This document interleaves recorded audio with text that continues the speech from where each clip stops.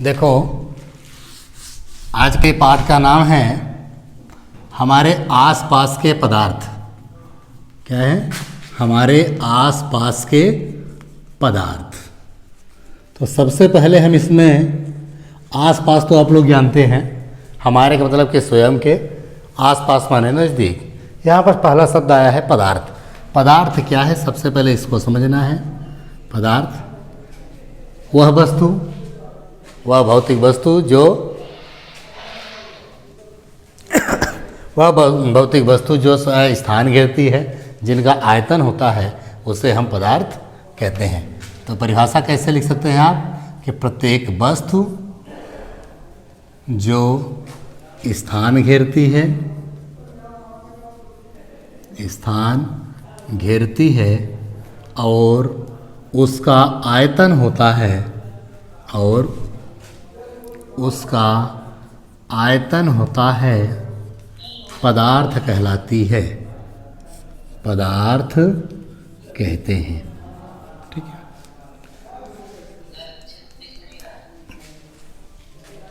पदार्थ कहते हैं। फिर अब आएगा पदार्थ की अवस्थाएं। अगला क्या आएगा? पदार्थ की अवस्थाएं। पदार्थ की अवस्थाएं कौन कौन सी हैं?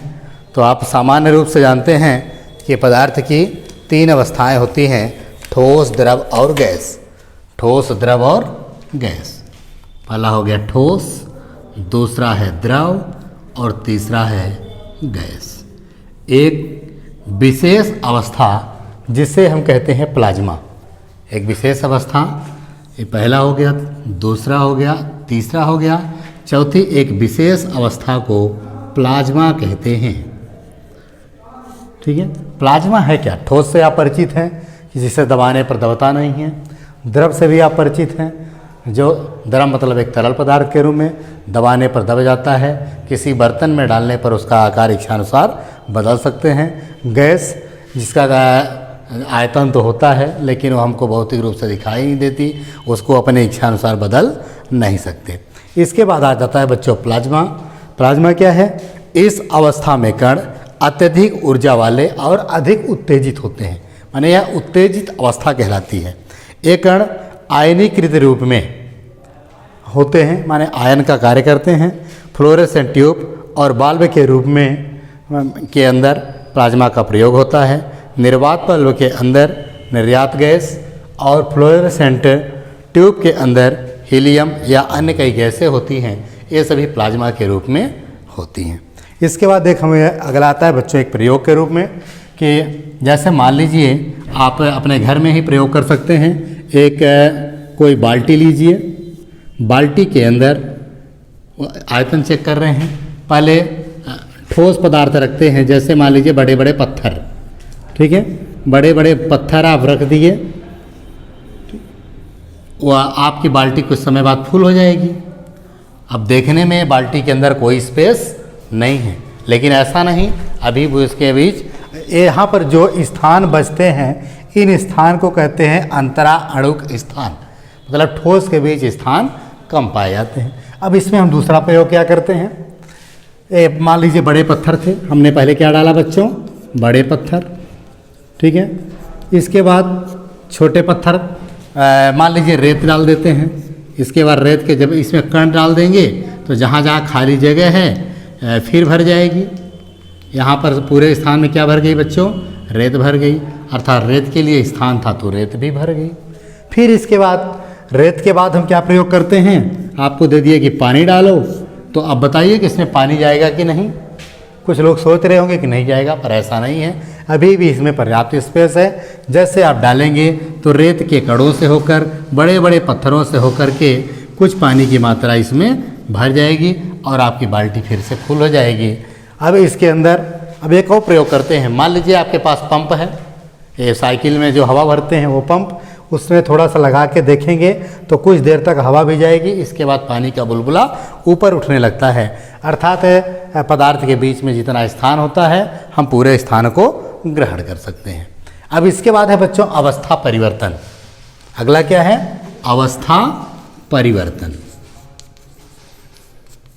अवस्था परिवर्तन का मतलब क्या है? अब हमने क्या बताया, यहाँ पर 3 अवस्थाएं होती हैं, ठोस, द्रव और गैस।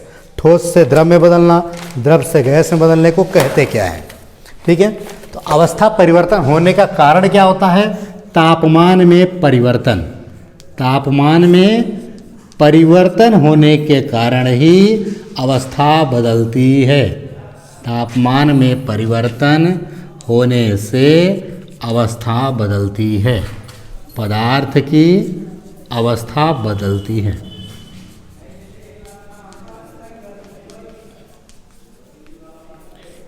बदलती है। ठीक है, अब हमें कौन कौन सी अवस्था बताए? ठोस, द्रव, गैस। ये तो विशेष अवस्था है, इससे बहुत मतलब नहीं है आपको। अब ठोस से द्रव को क्या कहते हैं? ठोस से द्रव, ठोस से जब द्रव में बदल जाए, ठोस से द्रव में बदलने को कहते हैं गलन। ठोस से द्रव में बदलने को क्या कहते हैं बच्चों? गलन। फिर द्रव से वाष्प, द्रव से वाष्प। अगर कोई पदार्थ द्रव अवस्था में है, उसको तापमान देने पर अगर वो वाष्प अवस्था में या गैस के अवस्था में बदल जाती है, वाष्प को यहाँ पर आप गैस भी कह सकते हैं, कि द्रव से गैस अवस्था में जब बदलेगा उसको कहेंगे वाष्पन। क्या कहेंगे? वाष्पन। इसके बाद अगला, फिर आगे आप वाष्प मतलब गैस। गैस से द्रव में बदलने को कहते हैं बच्चों संघनन। क्या कहते हैं? संघनन। बादलों का बनना, वर्षा होना, ये संघनन की क्रिया का परिणाम होता है। इसके बाद है द्रव से ठोस। द्रव से ठोस, द्रव से ठोस में बदलने को कहते हैं हिमीकरण। क्या कहते हैं? हिमीकरण। अब एक और विशेष अवस्था और होती है कि डायरेक्ट कुछ, ये तो क्रमिक परिवर्तन हो रहा है, कभी कभार डायरेक्ट ठोस से गैस में बदलाव हो जाता है। ठोस से गैस, ऐसे कुछ हैं उदाहरण, अभी बता रहे हैं आपको। ठोस से गैस को कहते हैं ऊर्ध्वपातन। ऊर्ध्वपातन। अब पहले एक क्रम चलते हैं। ठोस से द्रव को गलन, जैसे बर्फ का पिघलना। बर्फ पहले ठोस अवस्था में होता है, जब उसमें तापमान मिलता है, तापमान मिलने के कारण वह किस अवस्था में बदल जाता है? पानी के रूप में, अर्थात द्रव की अवस्था में बदल जाता है, जिसे हम गलन कहते हैं। अब एक यहीं पर आए, एक शब्द और जोड़ लेना बच्चों, जिस ताप पर यह क्रिया होती है। जिस ताप पर यह क्रिया होती है, माने जिस ताप पर कोई पदार्थ ठोस अवस्था से द्रव अवस्था में बदल जाता है, उसको कहते हैं गलनांक। क्या कहते हैं? गलनांक। अंक जुड़ जाएगा। इसी तरह से द्रव से वाष्प, मतलब जैसे आप भोजन बनाते हैं, पानी को गर्म करते हैं, उबालते हैं, तो पानी कुछ समय बाद क्या होता है? वाष्प के रूप में बन के ऊपर की ओर उड़ने लगता है। इस क्रिया को वाष्पन कहते हैं। इस क्रिया को क्या कहते हैं? वाष्पन। और जिस तापमान पर उबलता है वो होता है वाष्पन ऊर्जा या वाष्पन तापमान। ठीक है, वाष्पन तापमान। इसके बाद है बच्चों गैस से द्रव। संघनन हमने पहले उदाहरण दिया कि वह वाष्प ऊपर उड़ती रहती है। बरसात के मौसम में जो पानी बरसता है वह द्रव की बूंदों के रूप में इकट्ठा हो जाता है। जब उसमें मानसूनी हवा का बहाव मिलता है, वह नीचे पानी की ओर बन करके गिरने लगता है। इसके बाद है द्रव से ठोस। द्रव से ठोस को क्या कहते हैं बच्चों? हिमीकरण। जैसे आप देखे होंगे गर्मी के मौसम में खूब मलाई खाते हैं, वो मलाई क्या किसी मशीन में या फ्रिज के माध्यम से पानी को जमा दिया जाता है और ठोस का रूप का धारण कर लेता है। उस ताप को क्या कहते हैं? हिमांक कहते हैं। सब अंक शब्द जुड़ गया है तो हिमांक हो गया। अगला आ गया ठोस से गैस। तो ऐसी वस्तुओं की भौतिक दशा में वह परिवर्तन जो ठोस से सीधे बिना द्रव बदले गैस अवस्था में परिवर्तित हो जाता है, उसे ऊर्ध्वपातन कहते हैं। जैसे आप देखे होंगे कपूर में जैसे माचिस मारते हैं वो क्या होता है? सीधे ठोस रहता है और गैस बन जाता है। अमोनियम क्लोराइड जिसे हम नौसादर कहते हैं, वो भी गैस के रूप में बदल जाता है। पिपरमेंट, ये सभी चीज़ें क्या होती हैं? में ऊर्ध्वपातन की क्रिया होती है।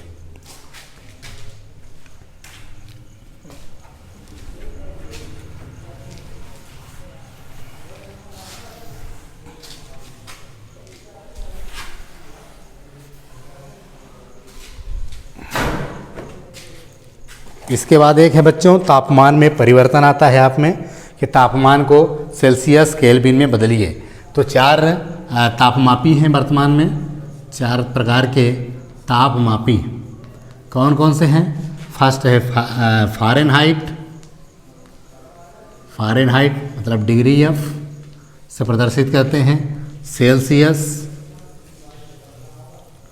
सेल्सियस डिग्री सी, सेंटीग्रेड कहा जाता है। तीसरा है केल्विन, डिग्री के से।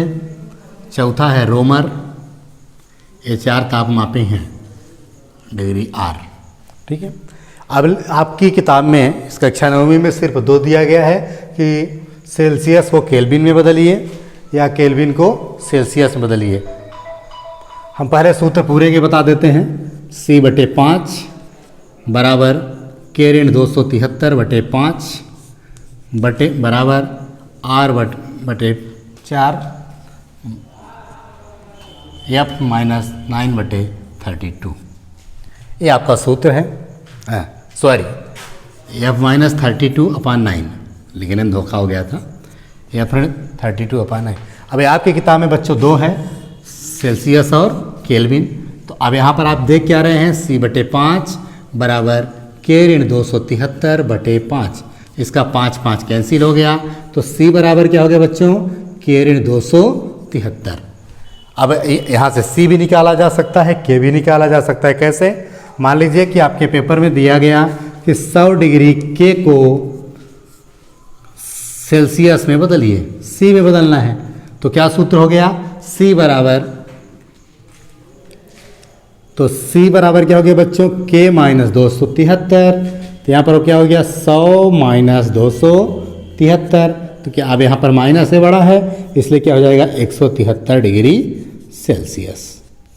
यानी 100 डिग्री केल्विन कितना होगा? -173 डिग्री सेल्सियस होगा। इसी तरह से बड़े माप में ले लिए, जैसे 573 केल्विन को सेल्सियस में बदलिए, सेल्सियस में बदलिए।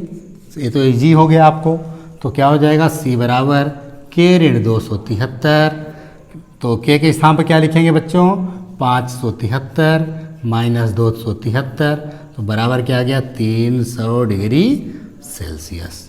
माने 573 केल्विन और 300 डिग्री सेल्सियस दोनों बराबर होंगे। मतलब आपको केल्विन दिया होगा और सेल्सियस निकालना होगा, तो क्या करेंगे? माइनस कर देंगे। इसी का विपरीत आपके परीक्षा में उस तरह भी आ जाता है कि यहाँ पर C दिया होगा और K निकालना होगा।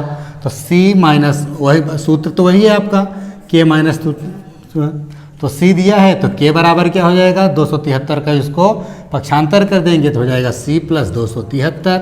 अब मान लीजिए कि लिख दिया 100 डिग्री सेल्सियस को केल्विन में बदलिए, तो यहाँ पर C के स्थान पर हम लिख देंगे 100। तो K बराबर क्या हो जाएगा? 100 + 273 बराबर 373 डिग्री केल्विन। अब आपको समझ में आ गया होगा कि 100 डिग्री सेल्सियस और 373 डिग्री केल्विन दोनों बराबर हैं। अर्थात जब सेल्सियस दिया होगा, केल्विन निकालना होगा तो 273 में प्लस करेंगे। यदि केल्विन पहले से दिया हुआ है, सेल्सियस निकालना है, तो 273 को माइनस करेंगे। ठीक है, आपका पाठ आज यहाँ से ख़त्म। अगले दिन इसकी तैयारी करके आप लोग आएंगे, साथ में कॉपी में नोट करेंगे और याद भी करते रहेंगे। धन्यवाद।